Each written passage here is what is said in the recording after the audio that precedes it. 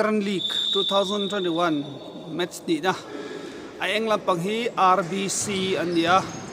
a hring duk pol rongkai lek lek hi ZCS te ani ve thung ani na ball khalai rem puya divia olia divia kalya rem puya chodia mawa ani hi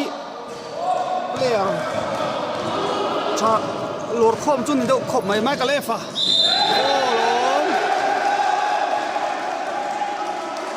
Michael Effa for Clat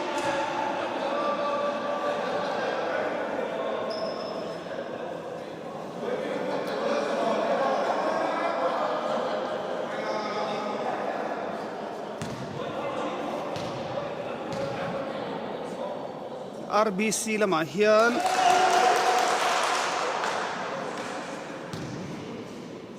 duoma papuya Michael Effa lut lo Suan Suaya an umboka duata len mawa lut lo le ta Michael Effa push na charchara ava veteran lo van khel zo fit na chak chak ko mai MSL khel zo an omnal maya duoma duoma ro lut nal mai pol lama hianin MSL lo khel tu mai khel la ni me ka chun mawa ania dot le chuarin DV ku khel ve thin khan ya rem pu poi TV la khan khel ve mana lut lawa olia traveling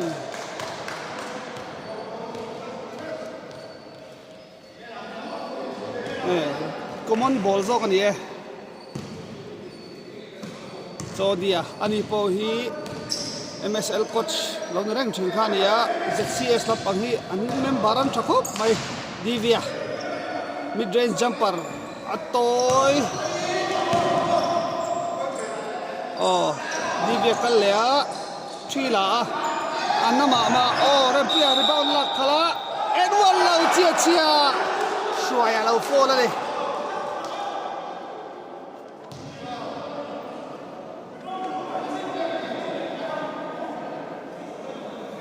above 40 playing squad playing 5 I hen omni ngai ania rempu ya khatna luta jersey number 13 RBC hi shoi hi above 40 ania in ZCS lama chodia etai back mek hi above 40 ani boka fair truck thin khop mai Michael Effa score hi 3-2 ani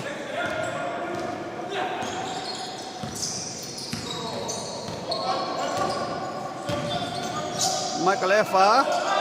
top out shot clock claim to viau ni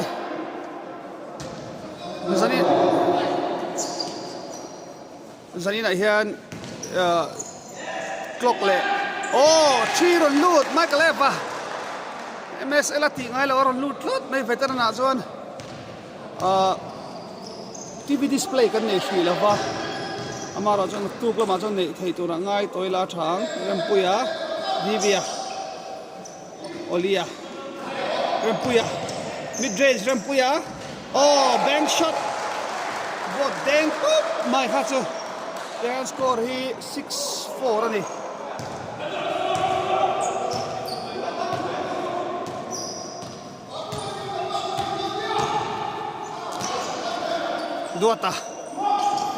duama air ball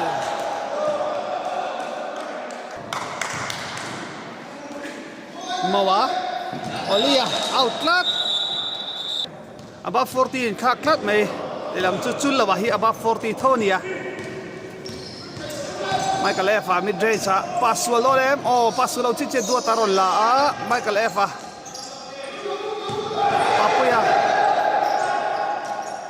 papuya alo chia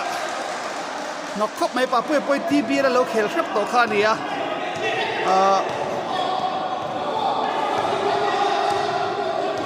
chun lawa buai da sakhop maya Olia Rampuya Olia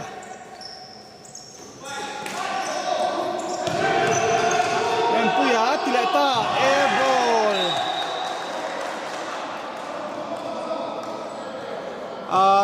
kan soifi Michael Effa mid achunga inside ta chulawa alun lo chi chia olian rebound lo la a chodia pe a hom pe a divia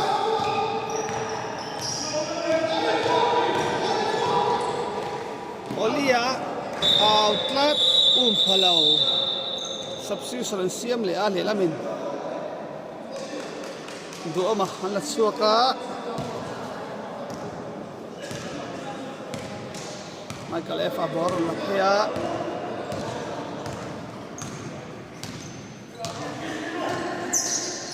mid range Michael Effa halu lau tat bo ma tuma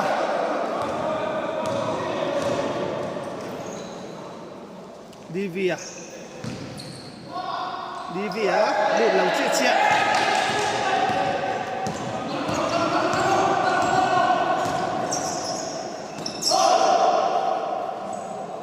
Papuya 3 Luleta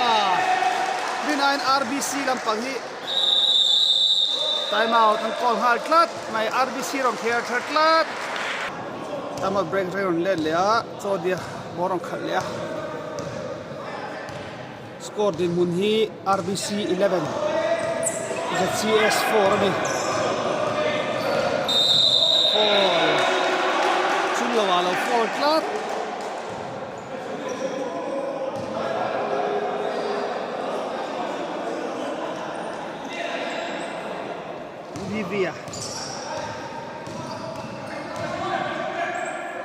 Divia trila a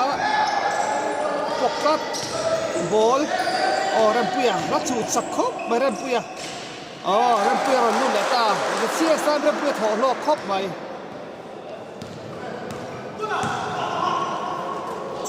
duata drive ina reverse foot auto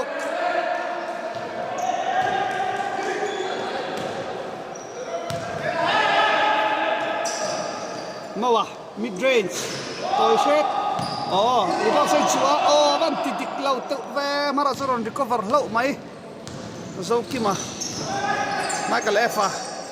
Zokima pea Zokima trila a to a koi shot Mawa le Michael Effa hi Viking solo khel dun trip lo khan ni a Mawa mid range lụt ta sút cho lụt ta nghe nè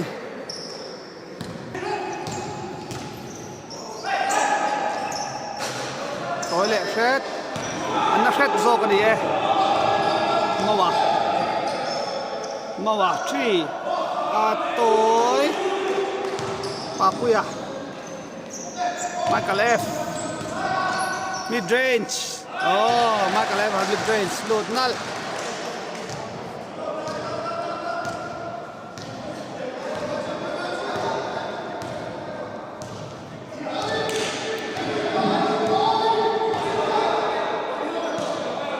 Divia rempuya 3 up anna mama shet Michael Effa khat lu de par mai le mid range sala le anna shet mon rebound la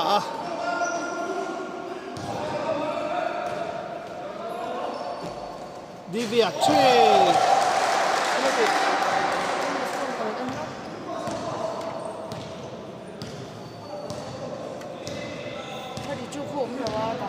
34 khan yang an je solid ha Zokima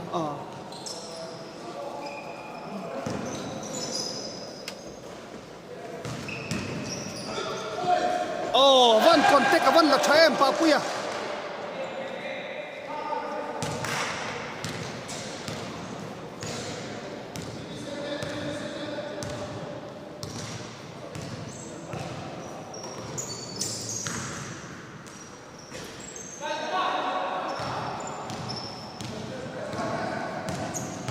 Michael Effa drive in leta block flat substitution Lemi Moya above 40 so dia above 40 thau chuakani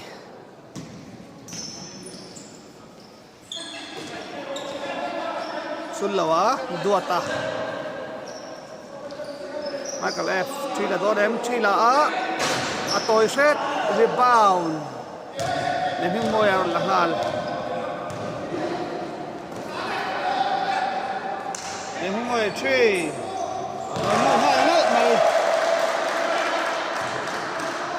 About 14 ในชาดีที่จะเสียสลำเฮียน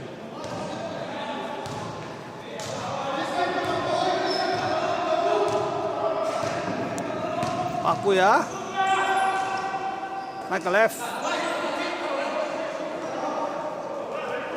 เมื่อวันแรกไมเคิลเลฟให้เช็คผ่านปะนะอัตโตอิเซตไมเคิลฟาสเบรกันเคล่ะเมื่อวะเทร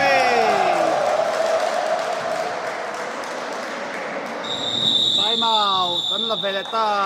RBC Rabin.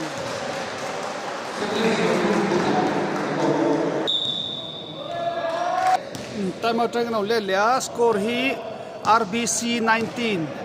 ZCS 17 ani.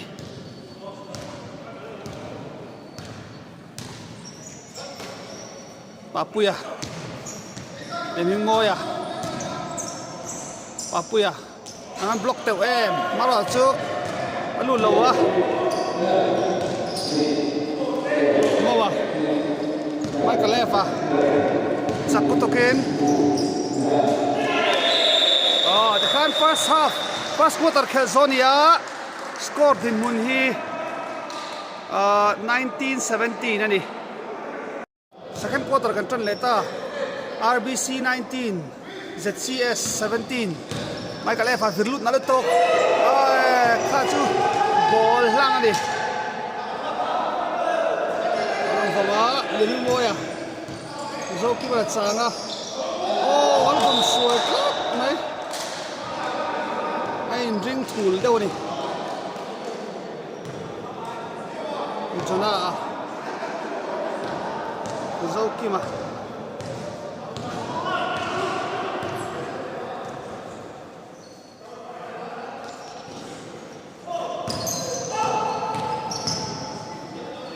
Kalefa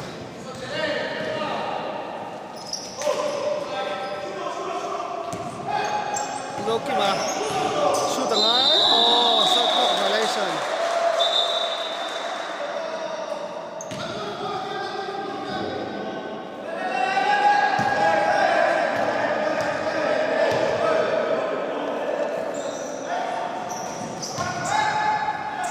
ay lu lau club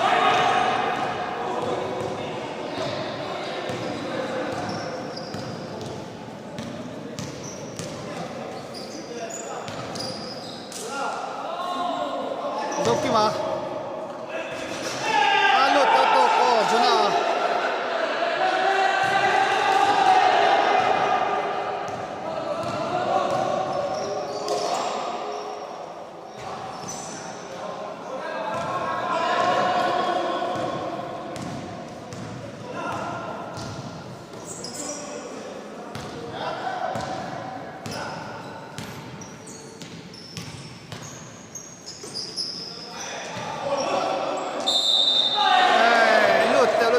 Andrew là phô la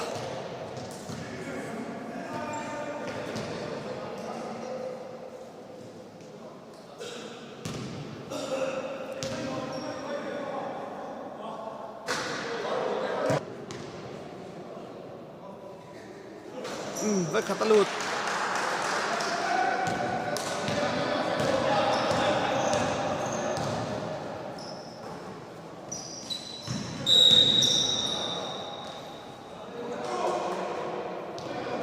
Hello for Clot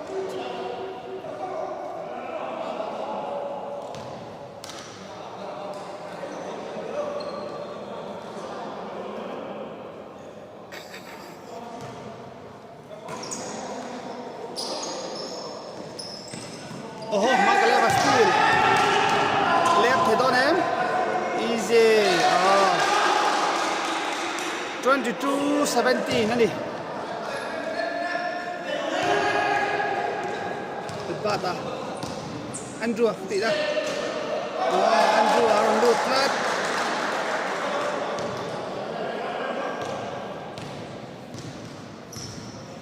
phiran nia Andrew le albat hi khat zo ka police a khela nia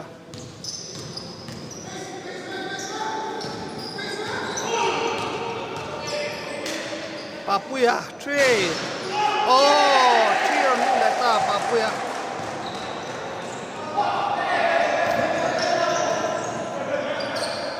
Papuya na set 6 chonga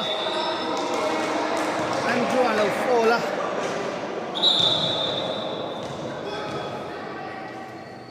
Jonah zo ka ni lo fola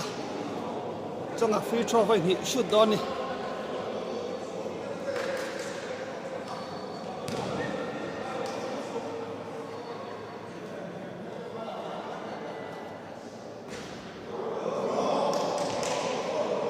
chonga vai khat na lut lo tlat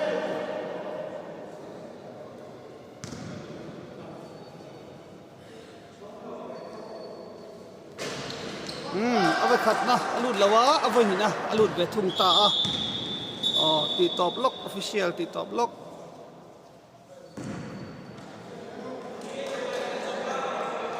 official time out kan nei zuaya aron le ta a score lo dik lawa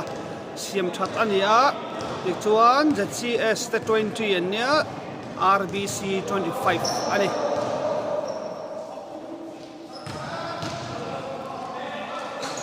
hup na le kha chu hi amin kan list kan nei lo maro chon a beinal khop mai Andrew pastor ba vai dawa emi moya ZCS table game an no jo club mai Michael Efa khal chak le to lo to Michael Efa le ami start mai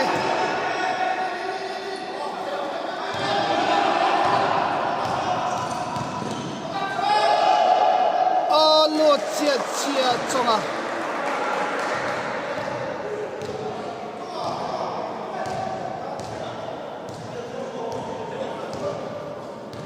scored in mun 25-22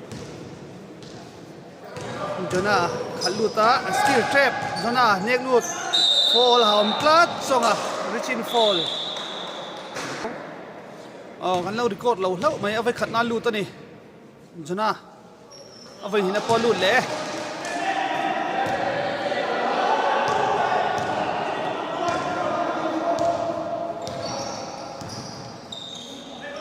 Andrew mawa thila don em thila atol shep se rebound an in le no Andrew Jamaya block Michael Efa dribble Michael Efa dribble chuak paper papa blocking block out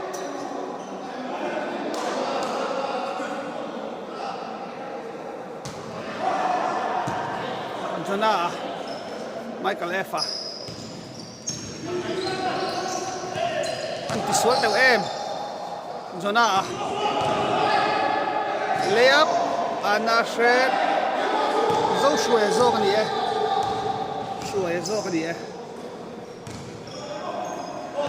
steal teu lo tok shwe steal teu lo tok ni moya Papuya ai lo changa pass thalo tok Jamaya fall and one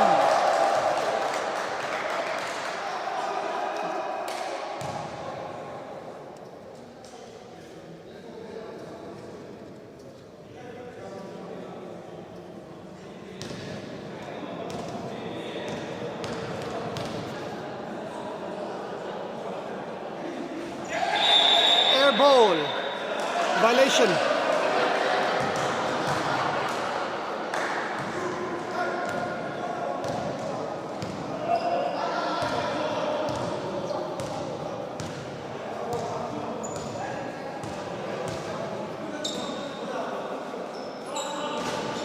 Jonah lut lawa fast break chonga luta time out RBC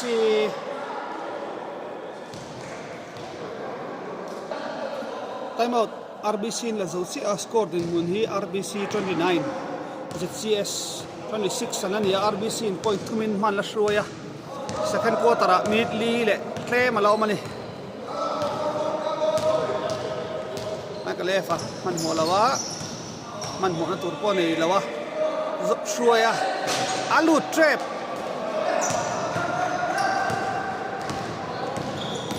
mawa drive in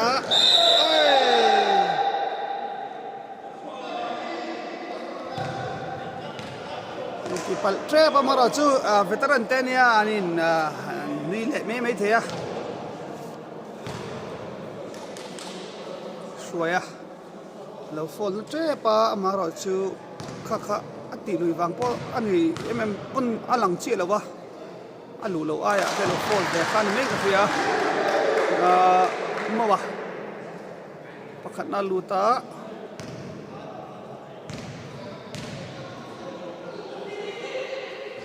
mawa lu ve ve ti khan 28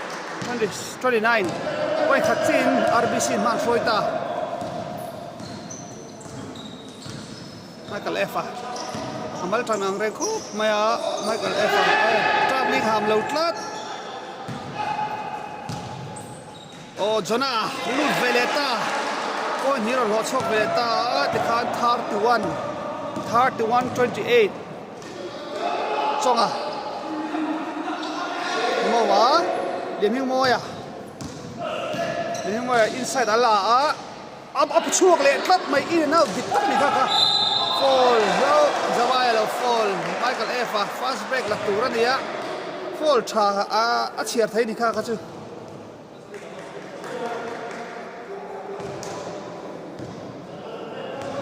Michael F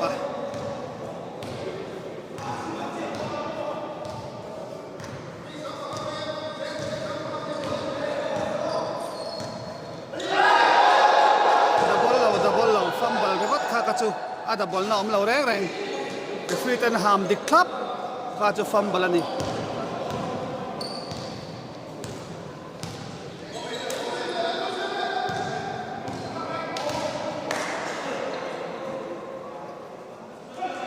songa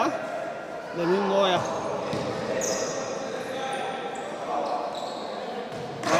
songa thiro no ta thai ngai ti khan abai khat nan ZCS lamin man shoi beta Michael F out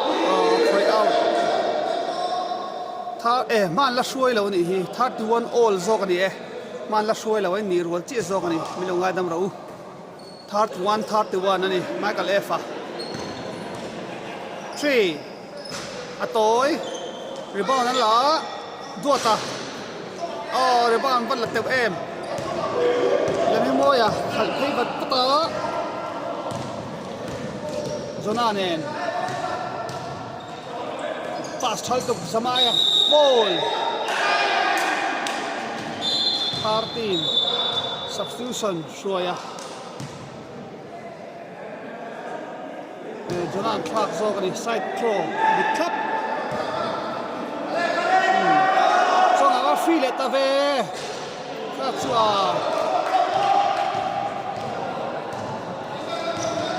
Michael F Akuya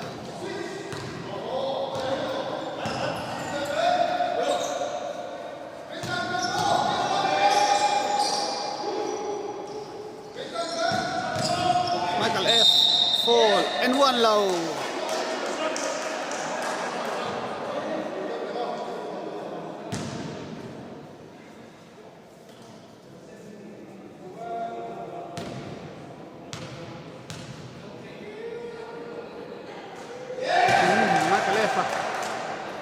ZCS litur arap potlet kat be lawa kan 32-31 RBC in the Lali Zogari Songa a free aim the kan away khatnatan ZCS tamin andi tani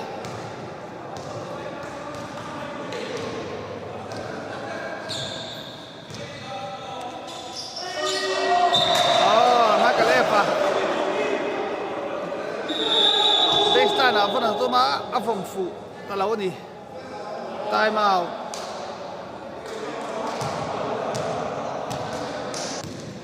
time out break teng ron le le a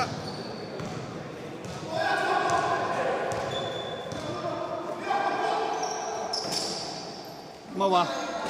toy set ape rebound ola a Michael Efa hat hit sakutok Michael Efa sakutok block hello blocking fall flat mai 21 in free throw vai hi second som thum pakwa lo bdi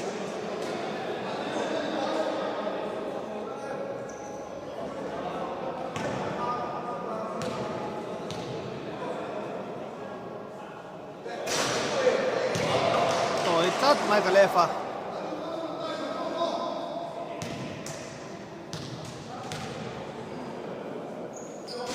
oi về lệ tát và xe bàn cái bao là đua ta rồi đua mà bà lụt là quá nhìn không thôi à tối lệ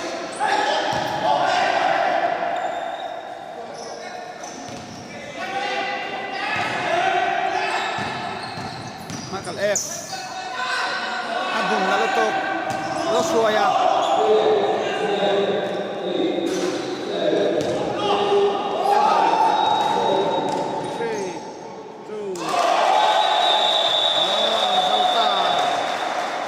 2 score din Muncho ZCS 35 RBC 32 ani third quarter kan tan leta ke puya rebound Michael Efa rebound ang la rong khar phei ngal boka three shoot boka alut boka ni ron tikim ha mai ni vele ta chi RBC lamin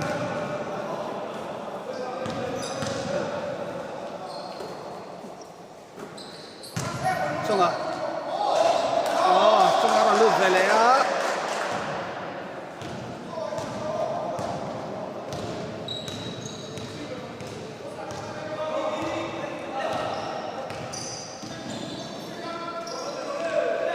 tingin tidon RBC lapang juna Fia Shuaya free back Shuaya chain on loop veletlat mai above 40 player 3 lut masaber ni hielo me tun tormena ke puya Andrew mid range boy shot juna khat sakutok mato ka chakbio ni driving hala Michael Efa mid range sa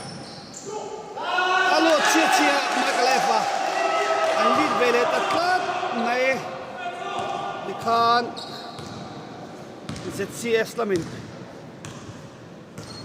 ang lead ta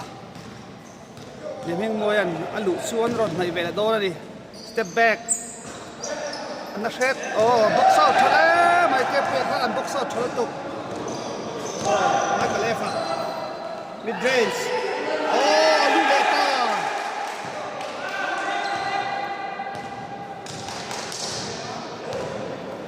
ZCS lamin ang score card lampanga temin anak khoi siam lo de leka se ka cho side throw ni songa shoot luya alo chia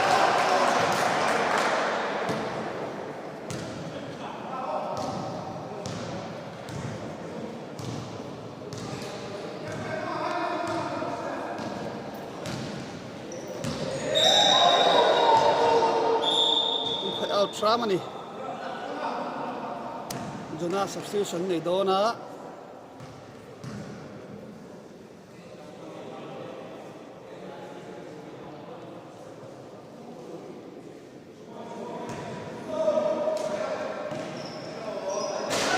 aron lu lau chi chia de pawn mafaka saron veng ron lut ve 99 aron RBC tan Divya Moa Teming Moya Divya ball rotation na lutok amahan defense to aim songa free to alun law rebound na RBC chi na lutok flat RBC la poi rin ai fit lat Bafaka Papuya oh Papuya mid range sa kanya all thing may they can 42 13 44 oh no achira nu beta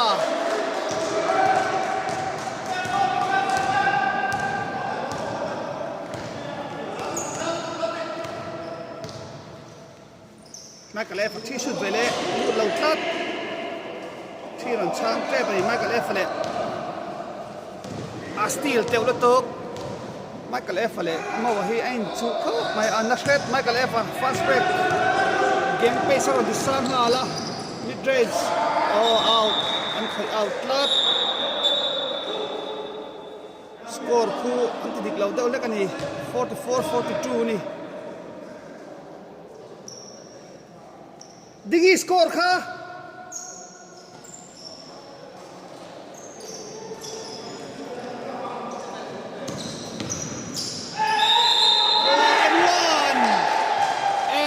and one substitution na sue siam le a shuai le above 14 thak ve zak me a atangkai an apangai box sia above 40 hi in thak ngai sia rebound flat Michael F. Zarinchu Bafaka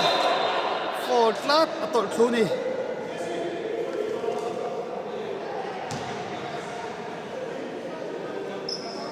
so kimaron luta RBC tan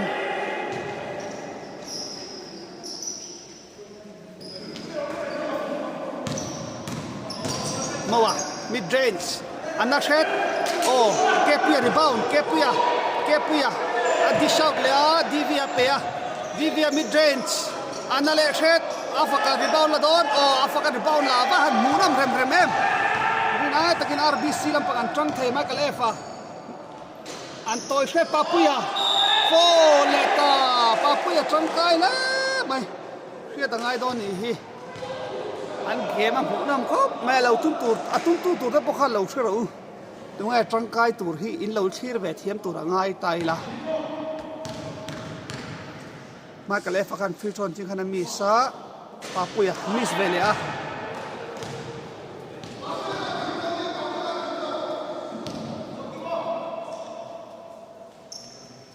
miss về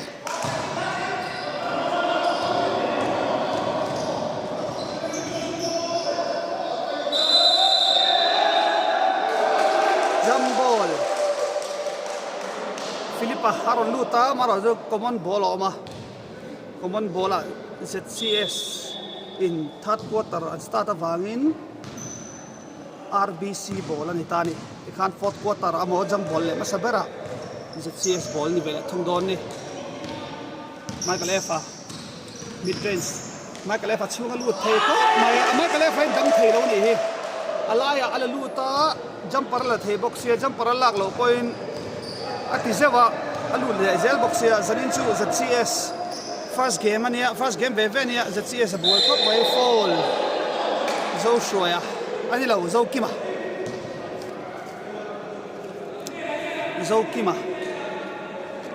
lo fall flat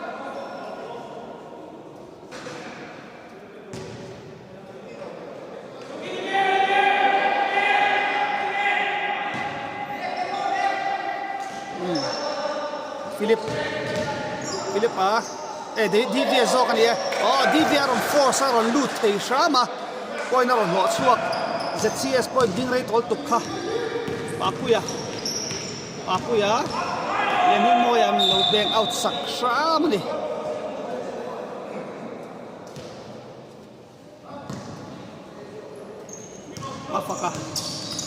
Mafaka dribble short trepa Zokima Mafaka antiketi don chu le Michael F. lu lo chi Michael F. rebound le al phargil ruat kha chu contact engwa man lo contact aman han suzo kani mowa Divya nashet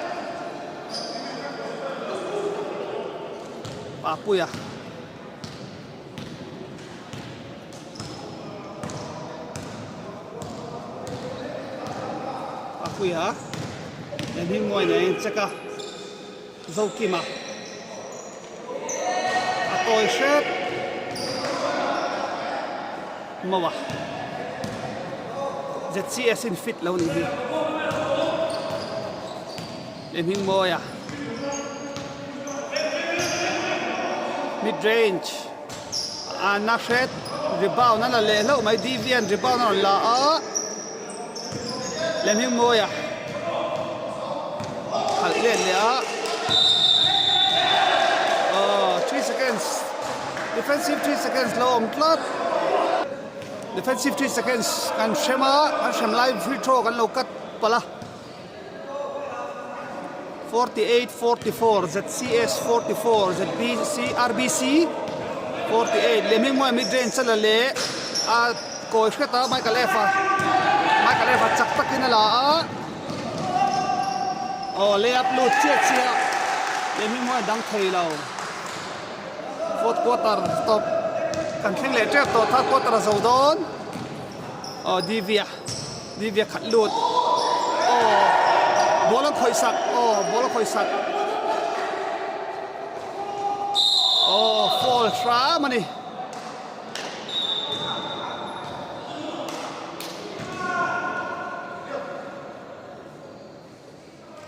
Zokima an da chuka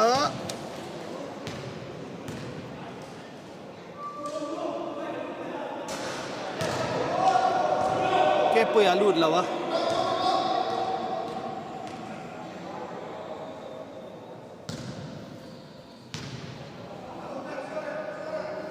ke puya pani na pani chu lut ta kuna krep top fall from yeming moya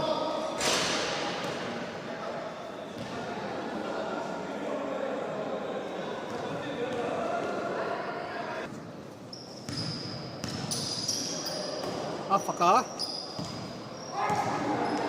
papuya apaka sot ten ito hook lut hook throw ka chua Divi kan la shemia lo ka chu ma lo chu atifu ve te pon ni me the a thiam chi te pon ni me the a shriat lawa le me mo mid range thol tok a thiam na lai ni ha chu Makalefa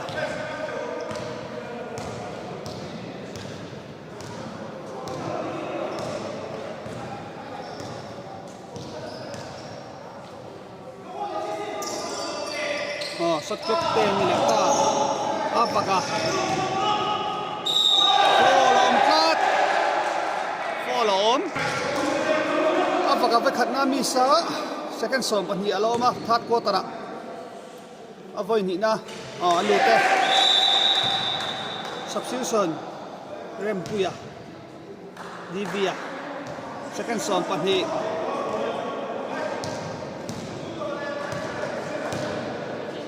53-47 RBC 53 ZCS 47 Demi mo eva free aim Rempuya fall Rempuya free throw ve khat na lute 48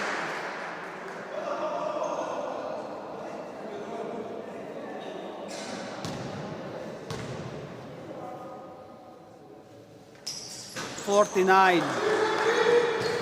second rail te am to still sak mawa 3 run lu tani mawan still chale mai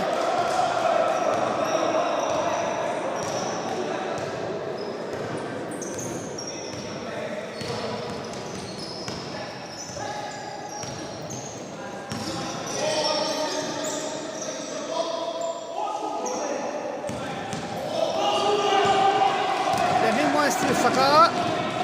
lemhi moya looking for N1 ani pokadi N1 khani ya N1 thedon em N1 ta substitution Michael Efa khadu le ta virna leptok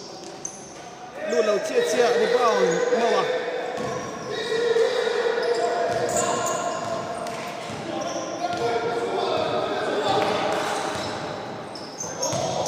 inside and one mol mai and truck free throw kha lu ta ni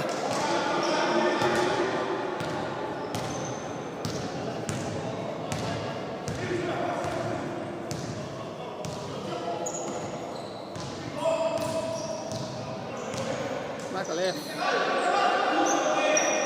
Sini tinom lu ta RBC game claim in a boy dewa apuya fade away lu lau Noah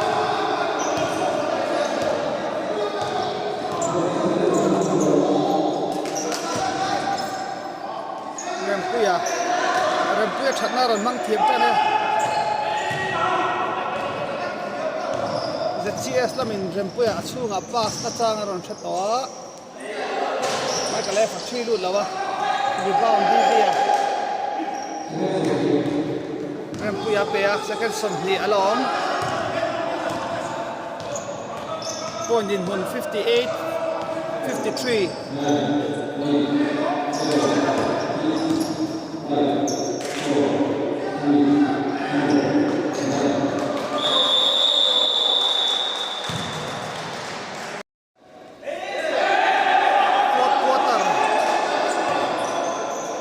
quarter kan tran chia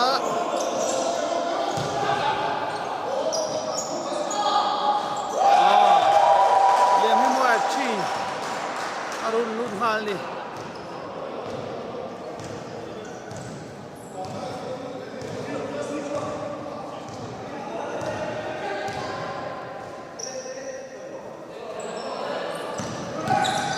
Michael F. And one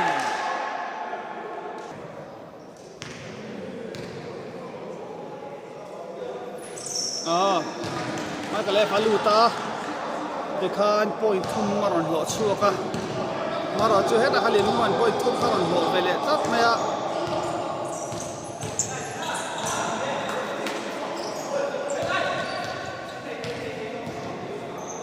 rempuya mid range akal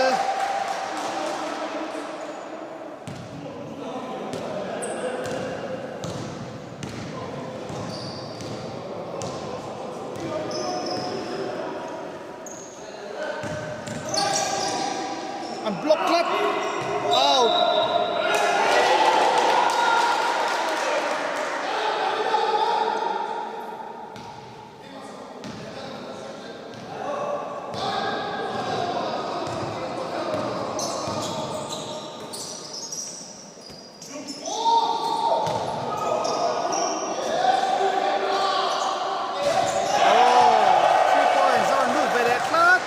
sau rồi chết sầu chân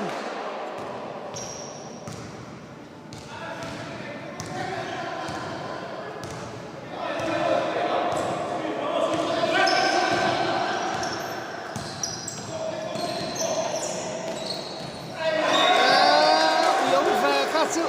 anh một chá xin léo làm quỷ hi ăn check nệ xí là wa ăn check to ăn cái pan làm quỷ đang thấy lâu tin check to ăn mani chat na ăn check san na lai zet chia sin mang suak ăn check suak ta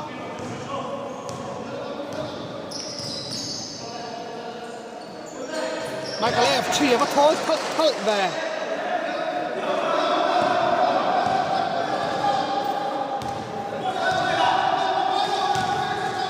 Noah.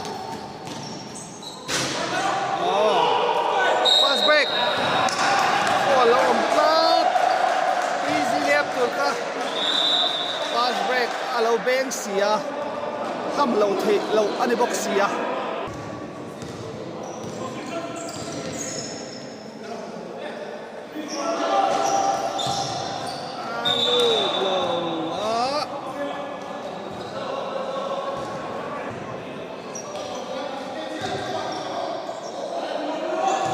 Peleta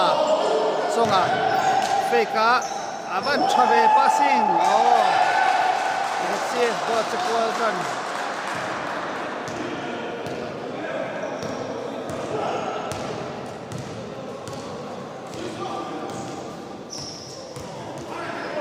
Arema.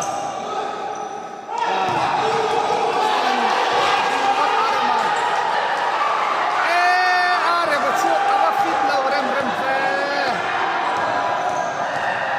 Jana. Moi tum jana lut moi lo tu.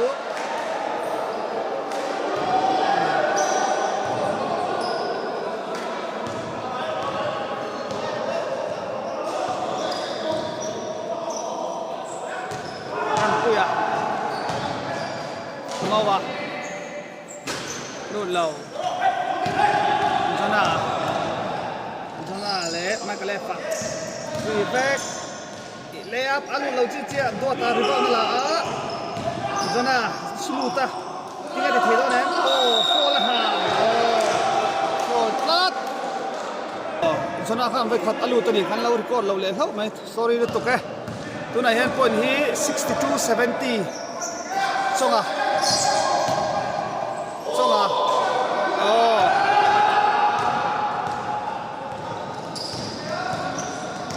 Michael F Michael F lu lệ cắt time out quarter anh lệ ta fourth quarter không cho nó cái khel mấy cái này minute amza thì đã siết chia là va minute cái chhala mà lo mang ZCS 70 RBC 64 aron này lệ to view này rem pu chu ga pek len tu ma fall ham rem pu em pe char char me chunga free throw lu thei box ya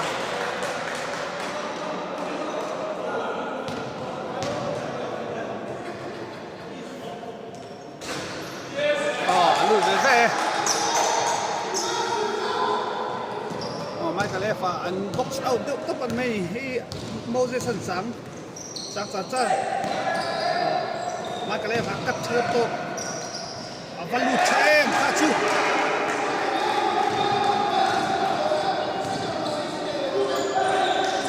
Jua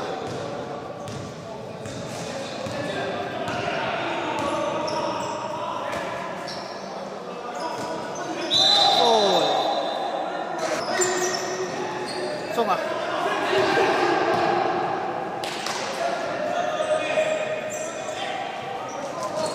Noah pass try to alu low air ball Songa shot clock violation Doma Michael F 3 dalawa pass wala Andrew Mawa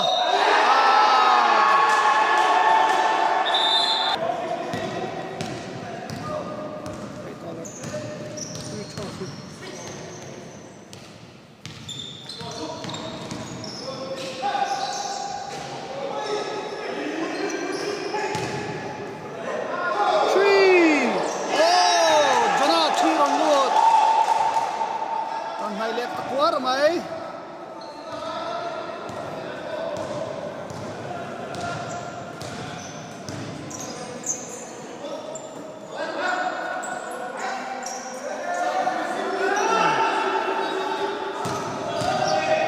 bùng thở tục đó mà khá offensive draw tung đó mà rồi mong cha thì nó bùng thế đi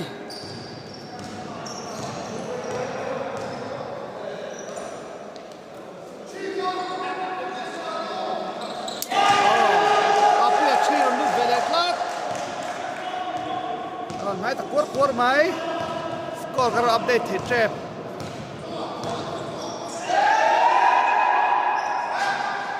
acting anh ấy khác chứ xong à địch thấp thế đấy xong mà lên trắng đến đi tổ xìa mấy cái lẹp à thi là lệ ta time out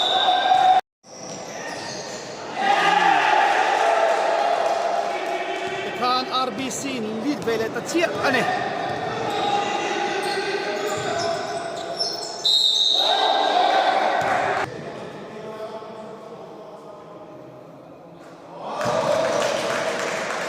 Siam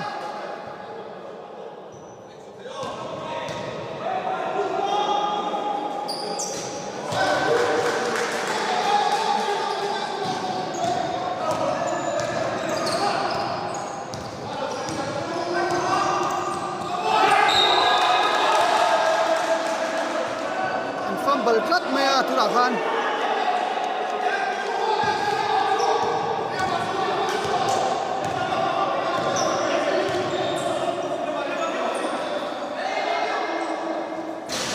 toy set 4-1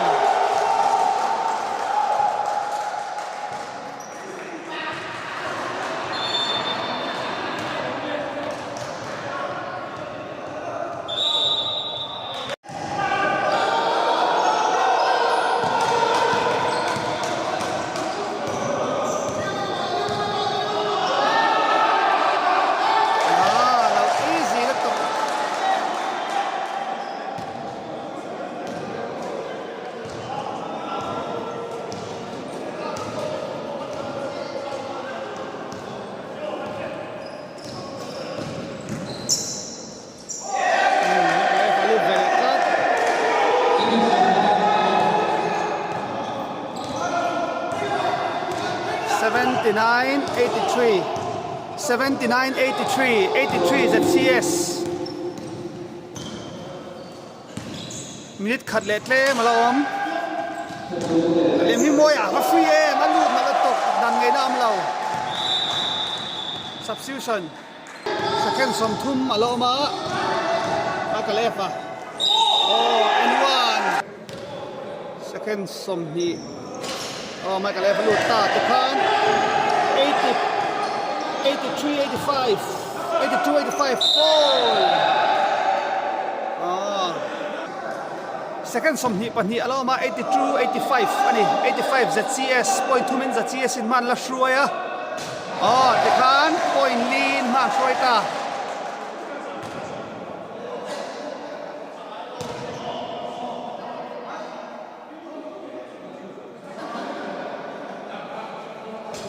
Luôn là wa Michael Efa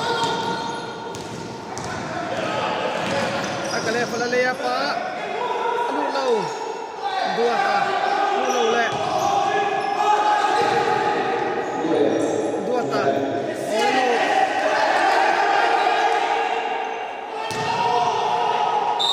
ball 84 86 ani second kwa lom luôn là we 84, 86 alu chuan time out an ti ni 84, 86 lu lo mai chi nge second kwa alo ma an lo ka le kha la